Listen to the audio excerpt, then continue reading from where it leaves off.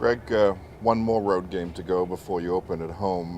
With the Amway Championship, what's your thoughts about rosters? Will you go with an MLS type roster, or will you look to rotate?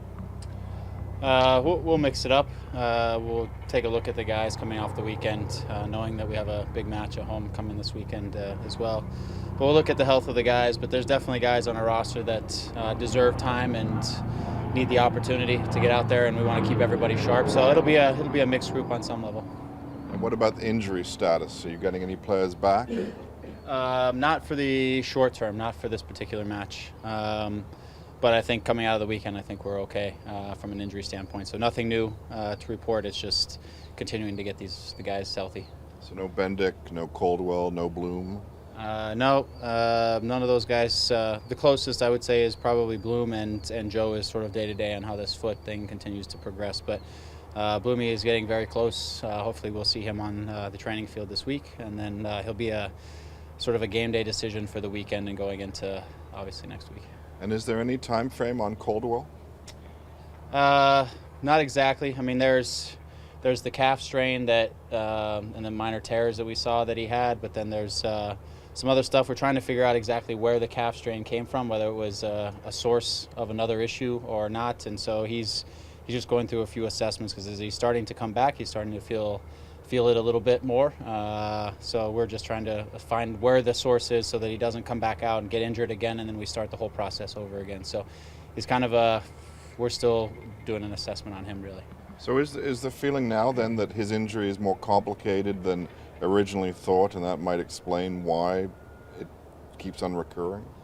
Yeah, I think it's what we're leaning towards is something that's a tendonitis that may be the underlying cause of the stress to the calf. And so if that's the case, then we need to get the tendonitis to calm down, and then we can get the calf to respond accordingly. So like I said, it's through specialists and whatnot. They're assessing the final details of how long we really think we'll need and what the protocol needs to be to get him back. So what's the key against a team like Montreal, who just came back from like a big tournament with the CONCACAF? Well, I think they're a good team. I think they can get you a number of ways. If they decide to sit back and counter, they have some pace, obviously, in Oduro, and Piatti is a very good attacking player. They have good wingers. So I'm not exactly sure how they'll approach this match, because it's different than playing in a championship match in CONCACAF. So we'll see. But for us, is focusing on our group. We need to continue to build on some of the things we've been doing the last few weeks. Continue to emphasize our defending structure and make sure that our lines are tight. I still think we can progress as a group in some of those moments in transition where we can secure the ball a little bit better, finish off a couple of our counterattack chances that we had similar to this past weekend, and just overall maybe manage the ball a little bit better at times. But that's for us just a part of our evolution. We're really going to focus on ourselves as we go there, and it's a two-game tournament here in terms of the semifinals. So we'll try to play well and set ourselves up also for the return match at home. Don Garber has said that by 2022 he wants MLS to be one of the top leagues in the world. How do championships like this help to raise that level of competition? Well, I think it's, as we saw with Montreal, it's an opportunity to measure yourself against other clubs in CONCACAF, most notably I would say the Mexican teams, and a little bit of the Costa Rican teams as well that are solid. But for us, it's and for the league, I think it's, again, just continuing to measure yourself outside of just the domestic MLS league.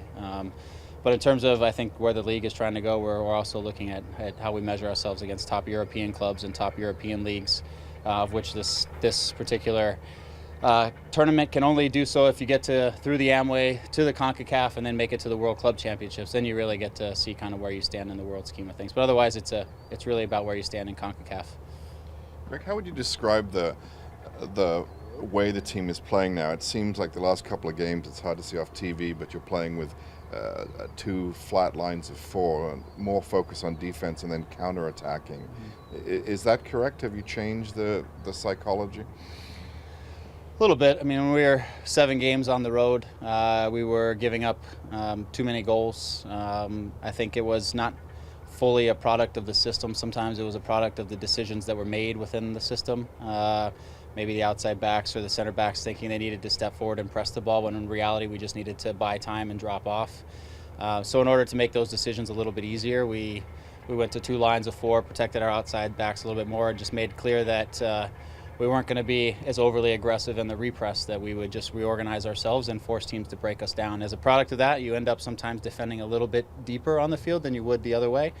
And then we have guys in open space who can really do damage, and Josie and Sebastian, and obviously Robbie can get out and Jackson can get out. And so as a product of that, at times we looked very dangerous in the counterattack. Where I think we need to find a balance is that we don't need to counterattack and go to goal every single time. There are times when we can secure the ball, bring our team into the opposing half, and play in possession a little bit to give our defenders a little bit of a break and give our defensive effort a little bit of a break. And we're also a good team in possession, so I think we just continue to find a balance. But with the last 2 games on the road, yes, it was important for us to shore up our defense. Do you care about possession stats? Is that stat you even look at? I don't care about possession stat. I think it's the purpose of which you play with possession. If you're playing possession just to keep possession, to see at the end of the game you had 60 or 70%, that doesn't make any sense to me. It has to be purposeful. Ultimately, you're trying to break lines of defense. You're trying to get behind defense. And you're trying to create goal-scoring chances and goals. Whether that's in 1 pass or 40 passes is really irrelevant in the grand scheme of things. But at the same time, for me, I don't like when we spend large portions of time defending, and we're defending our box a lot. I think we have a good enough team and good enough players that we can, through the game, manage the game sometimes in possession, not always having to manage the game sort of in a good defensive shape. So we're just continuing to find sort of that balance between the two. And what are your thoughts about the play of Perkis? He seemed like he was a real influence at the back on the weekend. Yeah, I thought he was excellent. He was actually quite sick. He didn't even really train the entire week last week, so he came in and sort of was a warrior for us. Thought his communication was good, his focus was good, he cleaned up things. I think in the last 2 games, I think he's been excellent. He's really stayed in his line and really managed the line better. After a conversation that he and I had, I think his adaptation from playing sort of in Spain to playing in this league has been one where I think in Spain, I think I've said this before, where teams don't look to get behind you in 1 or 2 passes. They play a lot, and so he was very aggressive to stepping into guys who dropped into midfield. And this league, some teams don't mind. They're just going to counter you. They're going to play behind you quickly, and at times he was getting caught stepping in when he could have just stayed and made sure he helped his line. And we've talked through that, and he's been excellent in the last 2 weeks, on and off the ball, and just as a presence in the back. So I think his adaptation is really to this league has been a good one in the last couple of weeks. And with it being the Canadian Championship, do you have any feelings about playing more Canadians, or will you just choose the roster that works for you? Yeah, I mean, we'll choose the roster that we think are A, guys who can go get a result, and B, guys who I think are very deserving of getting minutes because they've been working really hard. They are quality players, and I think many of those are Canadian players, and some of them aren't. So I don't really look at it as this is the Canadian players event as much as this is an event for us as a club to continue to move forward and try to reach our goals in this process. Do you expect your DPs will travel? It's possible. I can't say that all of them will travel. 1 or more may. We're going to assess right now how everybody's feeling going into this. The good thing is we have 1 extra day because we play a home game on Sunday instead of turning around and being right back on Saturday. So it comes down to the number of healthy bodies that we really think can travel and don't need sort of this extra day of travel on their bodies. So we'll see. It might be 1 or at most 2, but maybe 1 on the road.